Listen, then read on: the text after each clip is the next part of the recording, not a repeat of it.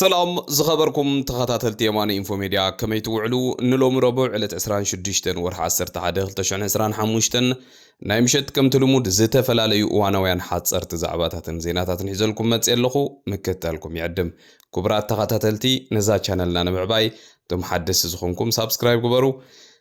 سبسكرايب زغبركم كا ممبرز كونو كومون شير لايك ان كومنت مغباراي تحمقون دابلكو نابتي ناي حج مدبات كسغركم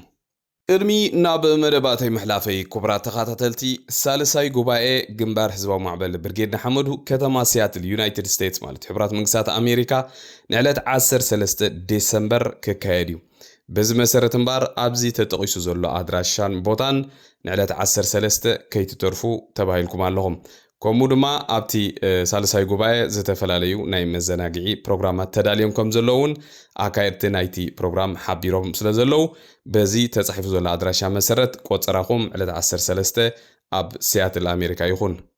بقدامنت زغربلكم كبرات تخاتلتي حدا بريكينج نيوز لنا بتعم دزبل فرصعري تقالاساي برغيد حمود زخونه زينا كاب هاجر نروي منقس نروي أبز حلف أوان أب دياسبورا خوينم أب نروي عقوبة حاتيتهم تمليسهم نتي أب إيرترا زلو سرعات أم مدقاف زتوافرو بوزحات إيرتراوان ننويح أوان ناتهم كيز أب حقي كريو دحر مصنح أبز أوان زي عسرا إيرتراوان ورقتهم تمنت إلهم ناب هاجرهم كسوغوغو وساني أم حلالي فلو 135 زخونو دما خالوت قدايم أم مسرح خمزلون بمولهم دما مرتعوتات قريبلهم ببحاده وساني خوهابو مخانو لو معانتي أب ناي حاده ناي نروي هاجراو تلفزيون زقرب مدبالو اتوم أب نروي تنبرو بعبيون أب نروي معكنا زينا يزرقح سلوزلو كيدكم أب ناي نروي معكن زيناون ات ديتيل حبريتا تصبو جيركم أبو تسمعو تخوليهم لو معانتي بتحينا خمزلو حبريتا جن عسرا خابتهم إيرترايان بفلاي دما نتي أب برغنن كبابيان كالق كبابيتاتن زنبر عقرقر مريحهم نتبو زنبر محبرسب كومينيتي نا إيرترايان ننحرحدو نخبأس ننحرحدو نخقاجو أبلعلتهم أبو زلو دليت فتحون حدقا نخفتسم زقبرو مراحت نايتي أبو زنبر من قصقاساتنا هقدف كي ترفه ساتهم بمولهم ورقاتهم تحديقو مالو ازي اتيب زحالف اوان كل غزي نزاربولو زنبرنا نايزوم نايزي سرعات زي دغفتي ابزي اوروبا بسنفنانا طرحهم زنبرو زلوم بر كنبروسي فصيمو ايغبوم مورال وني بلوم نابز خنبرو يلنا ابز حلفون معلب غيرنا لينا ابزا اغاطام خبرات تخاتلتي اب نربي زلو تقالست برغيدنا حمدو بتعم خدنو قيزغبوم كاب مجمرتا جميروم اورادوم اكايدوم بتعم صفوف زخونه اسرار حيزلوم أبز حلف أوانو تذكروا تخونكم بترانسناشنال ريبريشن زبهال بروغرام أب نروي أتطبيق السرح اللو خمس أنحن بزح جزيون أب ناي منغستي مالتي أبتي منغستون وسانيتات كم توهبو بز حلف تذكروا يخم أبتو وانتي سرعة تقدف اتوسان نعوم كم زربحن ساتهم كم تعوتون يرما مع كان زينا بزح كهدودو كوان تفتونو اتحقق نسوي نبرن منغست نروي نتهم أب هاجرو متيم عقبة زحاتو إيرترايان توم حقنيا سدتنياتات بتناي سدتنيات حقي تجزئهم نخدو بتدغاغامي تصاوعيتها تقريبي نزي شلل بمبال نتي ناي نروي ناي عقبة مسل بممزماز نتي أب إيرترا زلو قتال سرعات نمدقاف إيدوم زوات أو تسبات دما إنه بزا قطامي إتا حالنجي ناي نروي رخيبهم مالو مالتي ازي نتوم أب نروي زلو تقالسي بتعمي حدا عابي عواتيو كومون نخلنا تقالست برغيدنا حمدو ازو خلو زتخفل واقع ازو خلو زكايدنا يقالسي فرصامو انتاي كم زنبره لومي نحنا طرح زيكونا توم هقدف بعلمون اتصبيق خردومي مالتي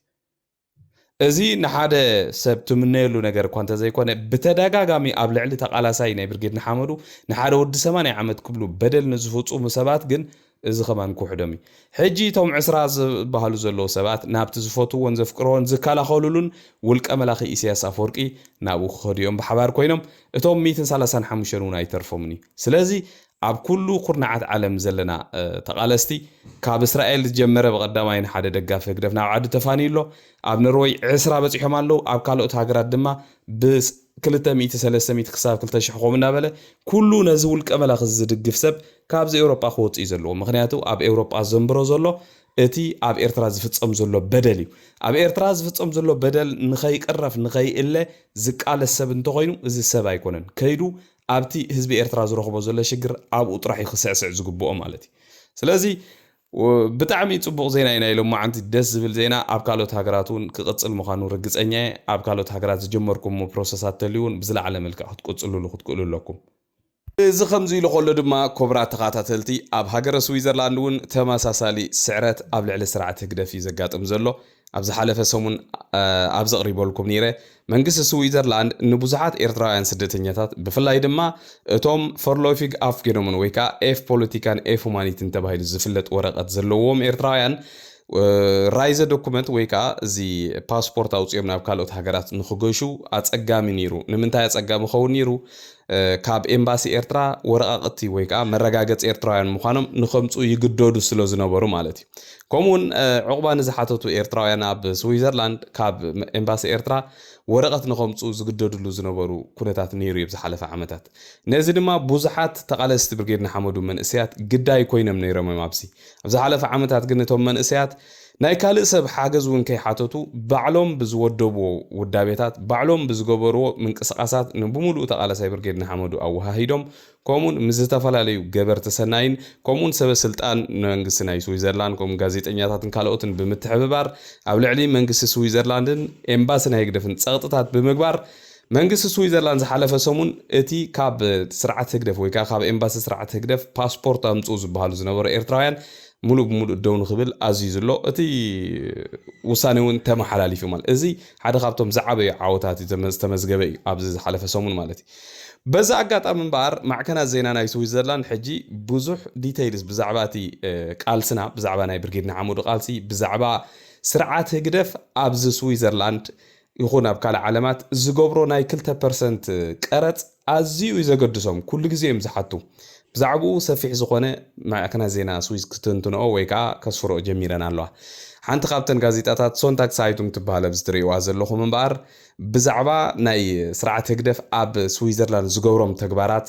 ንኤርትራውያን ስደተኛታት ብተዘዋዋሪ መገዲ ገይሩ 2% እንዳኽፈለ ካልእ ብዝተፈላለየ መገዲ ገይሩ ገንዘብ ከም ዝምዝምዝን ከምኡውን ዝተፈላለዩ ሰለይቲ እንዳሰደደ ነቶም ኤርትራውያን ስደተኛታት ኣብ ኤውሮጳን ኣብ ካልእን ከም ዝስልዮምን ንኸምዚ ኣብ ዝሓለፈ ዓመታት ክካየድ ዝፀንሐ ግጭታት ከም ሰበብ ከም ዝኾነን ኣብዚ ጋዜጣ ኣውፅይዎ ኣሎ በዚ መሰረት እምበኣር እዚ ጋዜጣ እዚ ምስ ተዘርግሐ ኤምባሲ ናይ ህግደፍ ከም ዝትሪእዎ ዘለኹም ኣብ ናይ ትዊተር ኣካውንቱ ኣስፊርዎ ዘሎ ነቲ ጋዜጣ ሽም ብምጥቃስ ኣብ ልዕሊ ኤርትራ ፀለመ ካይዱ እዚ 2% ዝበሃል ኤርትራውያን ብድሌቶም ዝኸፍልዎ ንሃገሮም ንምህናፅ ንሪሃቢሊቴሽን ዶ ገለ ስለዚ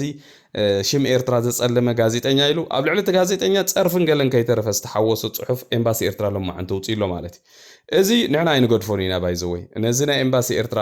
ፅሑፍ ብሰፊዞ ብኢንግሊሽ ተፃሒፉ ስለ ዘሎ ከም ዘላታ ናብ መንግስቲ ስዊዘርላንድ ምርካብ ጥራሕ እዩ ምክንያቱ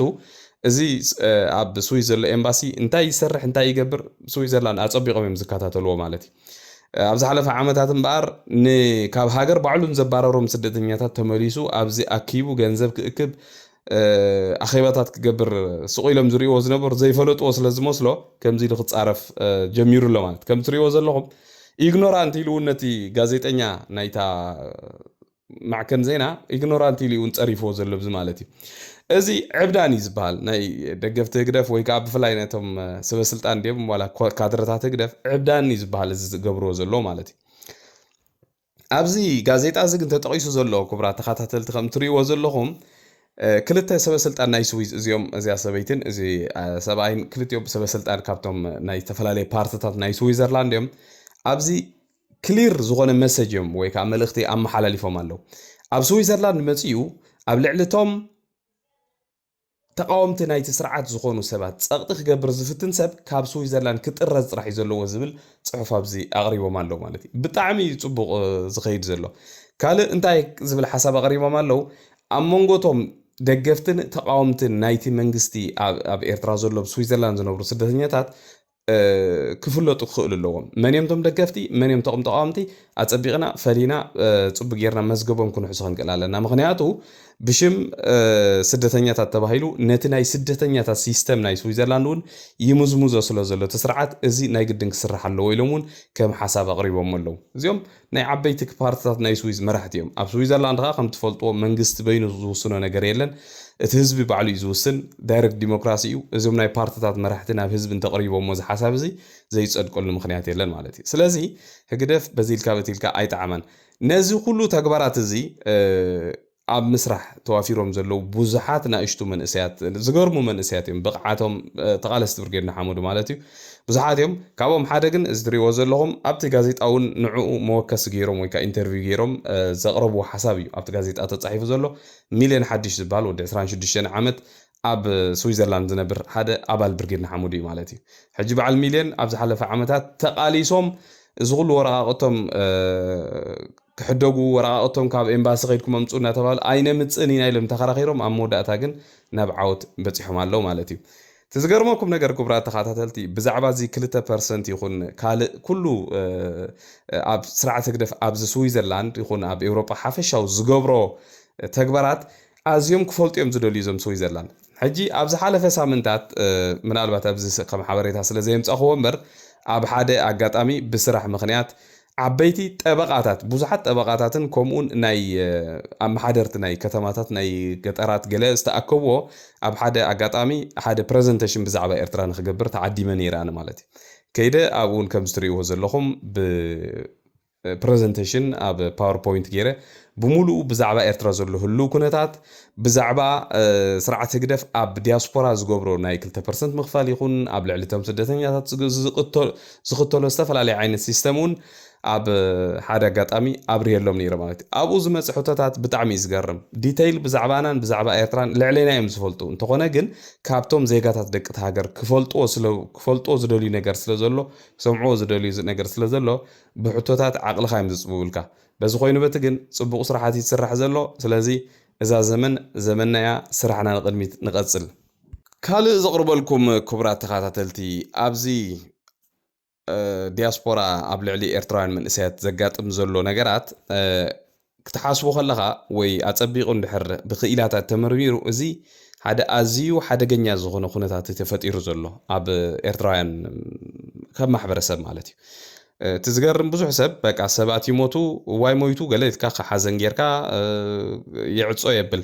ተኾነ ግን እዚ ንሪኦ ዘለና ነገራት ብፍላይ ኣብ ዝቐረባ ግዜ ዝመፅእ ዘሎ ነገራት ግን ኣዝዩ ከስጋኣናን ከም ሕብረተሰብ እውን ደው ኢልና ክንሓስበሉ ዝግባአና ነገር እዩ ሕጂ ብዝሓለፈ ሰሙን ኣብ ሃገረ ጀርመን ኣቕሪበልኩም ነይረ ማዕከናት ዜና ናይ ጀርመን እውን ብብዝሒ ዘቕርብኦ ዘሎ ኣስቲል ክሳብ ሕጂ እውን ኣበይ ከም ዘላ ዘይተፈልጠት ክልተ ዝተቆርፀ እዳው ናይ ሓንቲ ኤርትራዊት ኣደ ኣብ ጎደና ተደርቢዩ ተረኺቡ ብድሕሪኡ ህፃን ወዲ 3 ወርሒ ቆልዓ ገዲፋ ማለት እዩ ኣበይ ሞይታ ድያ ኣላ ድያ ብሂወት ክሳብ ሎሚ ኣይተፈልጠትን ፖሊስ ይደልያ ኣሎ ማለት እዩ እዚ ሓደ ካብቲ ንኽትሰምዖ ወይ ንኽትኣምኖ ዘፀግም ኣዝዩ ባርባርያዊ ዝኾነ ተግባራት ዝተፈፀም ልዕልታ ጓል ኣንስተይቲ ቅኒ ከበለ ድማ ነየለኩም ከምዚ ትሪእዎ ዘለኹም ትማሊ ዲ ቅድሚ ትማሊ ሓንቲ ውልዶ መንእሰይ ከዓ ኣብ ሃገር ሆላንድ ባዕላ ነብሳ ጥፊኣ 4 መዓልቲ ኣብ ገዛኣ ሞይታ ፀኒሓ ኢሎም ከዓ ኣብ ማዕከናት ዜና ኣቕሪቦም ኣለዉ ብጣዕሚ ዘተሓሳስብ ዝገርም ነገር እዩ ሕጂ ብዙሓት ሰባት ናይዞም መንእሰያት ነብሰ ቀትለት ዝፍፁም ዘለዉ ድዮም ብመፃምድቶም ዝቕተሉ ዘለዉ ድዮም ካልእ ዝተፈላለየ ሓደጋ ዝገብሩ ዘለዉ ድዮም መንእሰያት ብዙሕ ሰብ ምስ ናይ ውልቆም ሽግራት ገለ ዘተሓሕዞ ነገር ኣሎ እዚ ኣይኮነን እዚ ናይ ማሕበረሰብ ሽግር እዩ ንኣብነት እዛ ትሪእዋ ዘለኹም መንእሰይ ኣነ ይፈልጣን ነይረ ግን ኣብቲ ማሕበራዊ ሚድያ ከም ዝዕዘቦ ዘለኹ ብዙሓት ሰባት ከም ዝመስከርዎ ሓንቲ ካብተን ኣዝየን ንመንእሰያት ክትምህር ትደሊ ዝነበረት ከምኡን ኣብነታዊት ፅቡቕ ስራሕ ዝነበራ ስፖርት ሰርሕ ኩሉ ዓይነት ነገር ሲ በቃ ዘለዋ መንእሰይ ኢሎም ዝገልፅዋ መንእሰያ ነይራ እንታይ ኮይና ዳ ሞይታ ንዝብል እዚ ክሕሰበሉ ዘለዎ ብዙሓት እዮም ከምኡ ኣጋጢሞም ዘለ እዚኦም ኣጋጣሚ ኣብ ሜድያ ፍሉጣት ስለ ዝነበሩ ኣብ ሜድያ ስለ ዝወፁ እምበር ኣብ ልዕሊ ኤርትራዊ መንእሰይ ከም ሕብረተሰቡ ዘጋጥም ዘሎ ዲያስፖራ ኣዝዩ ሓደገኛ ዝኾነ ነገራት እዩ ማለት እዩ ስለዚ ጠንቂ ሞታ ተመርሚሩ ንህዝቢ ክንገር እኳ እንተኾነ እዚ ነገር እዚ ግን እንታይ ኮይኑ መንእሰይ ናይ ጭናቕ ኣሎ ስለምንታይ እዚ መንእሰይ ናይ ኤርትራ ኣብዚ ደገ ከምዚ ዓይነት ሽግራት ከጋጥሞ ይኽእል ኣሎ ንዝብል በቃ ከማሕበረሰብ ኮፍ ኢልካ ክዝረበሉ ዝግብኦ ነገራት እዩ ማለት ኩሉ ሰብ ሸለል ኢሉ ክሓልፎ ዘይግብኦ እዩ መንእሰያት ተቃለስቲ ይኹኑ ቤተሰብ ይኹኑ ገለ ይኹኑ ኣበይ ኣለው እንታይ ይገብሩ ኣለው ምክትታል እዚ ሓደ ካብቲ ጎኒ ጎኒ ናብራናን ጎኒ ጎኒ ቃልስናን ክንገብሮ ዝግባእ ተግባራት እዩ ማለት እዩ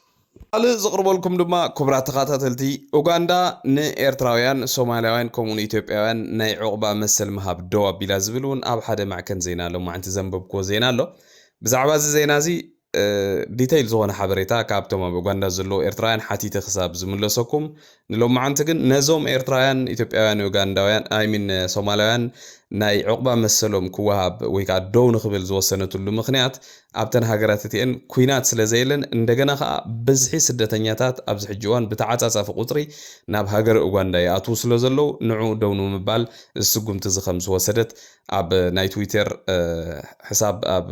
ሓደ ሞኒተር ዝብል ኦርጋናይዜሽን ኣብኡ ዝፀሓፎ ወይ ከዓ ዘቕረቦ ዜና ቀሪቡሎ ማለት እዩ ብዛዕባ ውሽጡ እንታይ ይመስል ናይ ብሓቂ ድዩ ሓሱት ድዩ ዝብል ግን ኣብ ዝቕፅል ዘሎ ፀብፃብ ገይረ ወይ ሓቲተ ከም ፃልኩም ክፍትን እየ ቀፂለ ዘቕርበልኩም ክቡራት ተኸታተልቲ ውልቀ መላኺ ኢሳያስ ኣፈወርቂ ኣብዚ ዝሓለፈ ኣዋርሕ መቸም ክንደይ ሰባት ከም ዘፋነወ ርኢኹም ኢኹም ኣብቲ መቃብር እንዳኸደ ከም ገና ዝሬሳ መዓልታዊ ነቶም ዝሞቱ ዘለው መሳርሕቱ ዝነበሩ ብምሉኦም በብሓደ እንዳቐበረ ኣፋኒዎም እዩ ሕጂ ትማሊ ቅድሚ ትማሊ ግን ፍሉይ ተርእዮ ናይ ውልቀ መላኺ ኢሳያስ ኣፈወርቂ ኣብቲ ቀብሪ ኣጋጢሙ ነይሩ ስለምንታይ ከምኡ ገይሩ ብዙሕ ነገር ክትመራምር ትኽእል እንዲኻ ግን ብጣዕሚ ትገርም ስእሊ እያ ትማሊ ዝቐረበት ስእሊ ናይ ውልቀ መላኺ ኢሳያስ ኣፈወርቂ ወላ ብቪድዮ እውን ኣላ በቃ ኣብቲ ናይ ዝሞተ ብሪጋደር ጀነራል ገብረ ኺዳን ዝበሃል ቅድሚ 3-4 መዓልቲ ኣቢሉ ዝሞተ እዚ ኣብ ናቱ ቀብሪ ብድሕሪት ኮይኑ ናብቲ ህዝቢ ተጠውዩ ኣትዩ ብፍርሒ ብጣዕሚ ዝገርም ዋላ ናብቲ ህዝቢ ከዓ እትኸለውን እንዳፈርሒ ናብቲ ህዝቢ ኣትዩ ማለት እዩ ብዙሓት ሰባት ሕጂ ውልቀ መላኺ ኢሳያስ ኣፈወርቂ እንታይ ዝገብር ተዳልዩ ኣብ ሳዋ ወይ ገለ ኣብ ገጠራት ኣብ ዝኾነ ቦታ ከይዱ ህዝቢ ከም ዝፈትዎ ንክመስል ኣብኡ ብዙሕ ታዕታዕ ይገብር እዩ ኣብ ከምዚ ኣጋጣሚታት ግን ርኢኹም እንተኾንኩም በቃ ተሓቢኡ ብድሕሪት ኮይኑ እዩ ከም ሓደ ሰራቂ ብድሕሪት ኮይኑ ክርኢ ተቐሲቡ ማለት እዩ ሕጂ ስለምንታይ ኢሳያስ ከምኡ ገይሩ ዝብል ብዙሓት ከም ፅሕፎ ዘለው ኣነ ነዚ ብሪጋደር ጀነራል ገብረ ኺዳን ዝብል ኣይፈልጦን ነይረ ዋላ ቅድሚ ሕጂ እውን እንታይ ስርሑ ነይሩ እንታይ ስልጣኑ ናይ ብሓቂ ዘረባ ኣይፈልጥን ነይረ ማለት እዩ ዝኾነ ግን ካብ ብዙሓት ሰባት ከም ዘንበብክዎ ከም ዝረኣኽዎ ለዋህ ወይ ከዓ ጥዑይ ካብቶም ሻዕብያ ኣሎ ኢለ እኳ ብዙሕ ኣይኣምንን እንደ ግን እቲ ናይ ሻዕብያ ስርዓት ወይ ከዓ እቲ ሲስተም ናብ ከምኡ ሽግራት ዘእተዎም ብዙሓት ጥዑያት ሰባት ወይ ከዓ ጥዑያት መራሕቲ እውን ክህልው ከም ዝኽእሉ እዚ ሎጂክ ክትሓስቦ እውን ትኽእል ኢኻ ማለት እዩ ብዝኾነ እዚ በዓል ስልጣን እዚ ሓደ ካብቶም ደሓን ዝኾነ ኣረኣያ ዝነበሮን ንብዙሓት ሰባት እውን ዝሓገዘ ከም ዝኾነ እዩ ዝንገር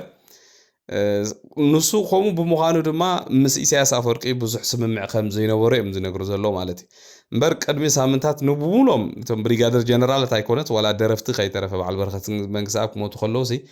ዕምባባታት ኣብኡ ኣቕሪቡ ድዩ ገለ መለስ ኣብ ናይዚ ምስ በፅሐ ብድሕሪት ተሓቢኡ መፅዩ ከም ሓደ ተራ ሰብ ብድሕሪት ኮይኑ ክርኢ ከለኹ ትሪኦ ከለኻ ብጣዕሚ ዝገርም ነገር ማለት እዩ ካልእ ድማ ክቡራት ተኸታተልቲ እዛ ሰበይቲ እዚኣ ምናልባት ብገፃ እኳ ክንደየናይ ከይተለልይዋ ኣሪጋላ ብድምፃ ግን ኩሉ ሰብ እዩ ዘለልያ ነጋሪት ኩናት ትወቅዕ ኩሉ ግዜ እዛ ሰበይቲ ቅድሚ ሕጂ ኣብ ግዜ ሰውራ ብድምፂ ሓፋሽ ኤርትራ ትዛረብ ዝነበረት ወይኒ ገብረ እግዚኣብሔር ትበሃል ብድሕሪኡ እውን ኣብቲ ኩናት ኢትዮ ኤርትራ ኣብ ዝነበረሉ እዋን ተደጋጋሚ ብሬኪንግ ኒውስ ወይ ከዓ ህፁፅ ዜናታት እንዳንበበት ነዚ እዛና ብናይ ኩናት ቃና ከም ዝቃነ ዝገበረት ሰበይቲ እያ ብድሕሪኡ ግን ከይዳ ኣብ ሃገረ ስዑድ ዓረብ ከም ኣምባሳደር ኮይና ትሰርሕ ኣብ ዘለወትሉ እዋን ሕጂ ድማ ኣብኡ ከይዳ ኣብቲ ፌስቲቫል ናይ ስዑድ ዓረብ ናይ ኤርትራውያን ዲያስፖራ ኣብኡ ዘለው ኣብ ዝቐረበትሉ ናይ መኽፈቲ ድዩ ዋላ ናይ መዕፀዊ መደረ እቲ ናይ ኩናት ቃናስ ከመይ ጌራ ከም ተቃንዩ እስኪ ሓንቲ ቪድዮ ከስማዓኩም እየ ብጣዕሚ ዝገርም ነዚ ህዝቢ ሲ በቃ ከም ኩዕሶ ክፃወትሉ ከለዉ ክትርኢ ከለኻ ይድንፅወካ እንድዩ ሕጂ ትማሊ ንግሆ ቅድሚ 3 ዓመት ነዞም ኣብዚ ኣኪባቶም ዘላ ሰባት እንታይ ትብሎም ነይራ ኢልኩም ተሓስቡ ቅድሚ 3 ዓመት ሲ በቃ ኢትዮጵያ ከም ዝተዓርያላ ንኢትዮጵያ ኢልና ዋጋ ክንከፍል ኢና ኢትዮጵያ ካብ ሕጂ ንድሓር ሃገርናያ ኣንጻር ወያነ ጥራሕ ነተዓወት እምበር ድሕርጂ ምስ ኢትዮጵያ ዝምድናና ተመሓይሹ ሓደ ህዝቢ ኢና ኢላ ትጉስጉሶም ከም ዝነበረት ኣነ ሚተ ካብ ሚተ ርግፀኛ እየ ምክንያቱ ኣብ ኤምባሲታት ሽዑ እንታይ ይበሃል ነይሩ ኤምባሲታት ዘይኮነስ ኣብ ፌስቲቫላት በቃ ኣጆኻ ኣብይ እንዳተባሃለ ደርፍታት ከይተረፈ ማውፅኦምሉ ነይሮም ነው ሕጂ ምልስ ኢላ ከዓ ትብሎ ዘለኻ ስምዑ ይኹም በጃኹም ኢለኩም ነዚ ህዝቢ ሲ ከመይ እዮም ዝንዕቆ ኸማን ብጣዕሚ ዝገርመካ ብዝኾነ ግን ህዝብና ክነቅሕ እዩ ዘለዎ ድምፂ ነጋሪት ኩናት ናይ ወይኒ ገብረ እግዚአብሔር ግን ኣብዚ ያላትኩም ንእሽተይ ቪድዮ 126 ሚሊዮን ህዝቢ ብዘይ ኣፍ ደገ ባሕሪ ክተርፍ ፍትሓዊ ይኮነን ብምባል ዝጀመሮ መኸወሊ ውሽጣዊ ሽግሩን ናይ ኮንደኾን መደባቱን በብግዚኡ ቃላትን ሓረጋትን እናቀያየረ እንተተኻኢሉ ብሰላም እንተዘይኮይኑ ብሓይሊ ዓሰብ ናይ ምጉባጥ ባህጉ ዕላዊ ገይርዎ ኣሎ እምበርከ ብሕጋውን ኣህጉራውን ሕጋጋትን ከምኡውን ብድልየትን ስምምዕን ዝምልከተን ጎረባብቲ ኢትዮጵያ ኣፍ ደገ ባሕሪ ከይትጥቀም ዝኸልከለታ ሃገር ኣላ ድያ ሃገሩ ንዝተጠጀአ ጥሙሓ ክትብል ብገዛእ ፍቓዳ ወደባት ኤርትራ ዓሰብን ባፅዕን ክሳብ እትሕሰመን ብኸመይ ትግልገለለን ከም ዝነበረት ይጠፍኦዩ ኣይንብልን ብዝኾነ ብዛዕባ ካብ እውጅ ወራር እውጅ ኩናት ኣብ ልዕሊ ሓንቲ ልዑላዊት ሃገር ፈሊኻ ዘይረአ ሕልሚ ዋንነት ኣፍ ደገ ባሕሪ ንምትግባር ዝድስቕ ዘሎ ከበሮ ኩናት ግብረ መልሲ ህዝቢ ኢትዮጵያ ውዒሉ ዘይሓድር ከም ነፋሒቶ ዝቀያየር መግለፂታት ሰበስልጣን ብልጽግና ፋይዳ ኣልቦ ኣብ መወዳእታ ዘቕርበልኩም ድማ ኮብራ ተኸታተልቲ ሕጂ ቅድሚ ቁሩብ ሰዓታት ኣቢሉ ኣብ ምዕራብ ኣፍሪቃዊት ሃገር ጊኒቢሳው ዕልዋ መንግስቲ ተኻይዱሎ ከም ትሪእዎ ዘለኹም ሓደ ወታደራዊ ጉጅለ ወይ ከዓ ወታደራዊ ጁንታ ናብቲ ፕሬዚደንሻል ፓላስ ቤት ጽሕፈት ብምእታው ነቲ ፕሬዚደንት ኣብ ትሑት ቁፅፅር ከም ዘውዓልዎን ክሳብ ዝኾነ ዝኸውን ድማ ብሙሉእ እቲ መንግስቲ ዘመሓድሮ ዝነበረ ትካላት ንግዚኡ ፍሪዝ ከም ዝገብሩ ወይ ከዓ ደው ከም ዘበልዎ ብሃገራዊ ቴሌቭዥን ናይቲ ሃገር ሓቢሮም ኣለው እዚ ዝኾነሉ ምክንያት እቲ ፕሬዚደንት ነቶም ኣብቲ ሃገር ዝነበሩ ተቃወምቲ ብሙሉኦም ደው ብምባል ኣብ ምርጫ በይኑ ከም ተዓወተ ብምእዋጅ ነቲ ሕገ መንግስቲ ናይቲ ሃገር ጥሒሱ ብናይ ባዕሉ ናብ ውልቀ ምልኪ ገጹ ክኸይድ ምስ ጀመረ ከም ትሪእዎ ዘለኹም ወተሃደራት ናይቲ ሃገር ንዓዳ ከም ዝበሃል ነገር የለን ኢሎም ነቲ ፕሬዚደንት ኣሲሮም ኣውሪዶም ባዕሉ እቲ ሚሊታሪ ጁንታ ናብ ስልጣን ደይብሎ ማለት እዩ ምናልባት እዚ ሚሊታሪ ጁንታ እቲ ስልጣን ናብ ህዝቢ ክረክቦ ዶ ኣይረክቦን ካልእ ጉዳይ ኮይኑ ኣብ ምዕራብ ኣፍሪቃ ይኹን ኣብ ካልእ ኣፍሪቃውያን ሃገራት ግን ብተደጋጋሚ ከምዚ ዓይነት ተግባራት ይግበር ማለት እዩ በቲ ሓደ መዳይ እዚ ከምዚ ዓይነት ውልቀ ምልኪ ወይ ከዓ መብዛሕትኦም ወታደራውያን መራሕቲ መፅኦም ድሓር ውልቀ መልእኽቲ ዝኾኑ መገዲ ዝህብ ነገር እኳ እንተኾነ ግን ከምዚ ናይ ሃገርና ዝበለ ውልቀ መላኺ ኣብ ስልጣን ኮፍ ኢሉ 34 ዓመት ሃገር ንቁልቁል ክደፍኣ ከለኹ ትርኢ ከለኻ ዋላ ወታደራት ተራ ወታደራት ከምዚ ዓይነት ስጉምቲ ክወስዱ ከለኹ ትርኢ ከለኻ ድማ በቲ ሓደ መዳይ ብጣዕሚ ተድንቖም ትብዓቶምን ንህዝቦም ዘለዎም ወይ ከዓ ነቲ ሃገር ዘለዎም ነቲ ሕገ መንግስቲ ዘለዎም ተገዛእነትን ማለት እዩ ብጣዕሚ ዝገርም ነገራት እዩ ምዕባለታት እዩ ዘሎ ምዕራብ ኣፍሪቃ ስለዚ ኮብራ ተኸታተልቲ ንሎሚ ናይ ምሸት ኣዳልየልኩም ዝነበርኩ መደባት ነዚ ዝመስል ኣብ ዝቐፅል ዘሎ መደብና ክሳብ ንራኸብ ድሓና ምሲዩ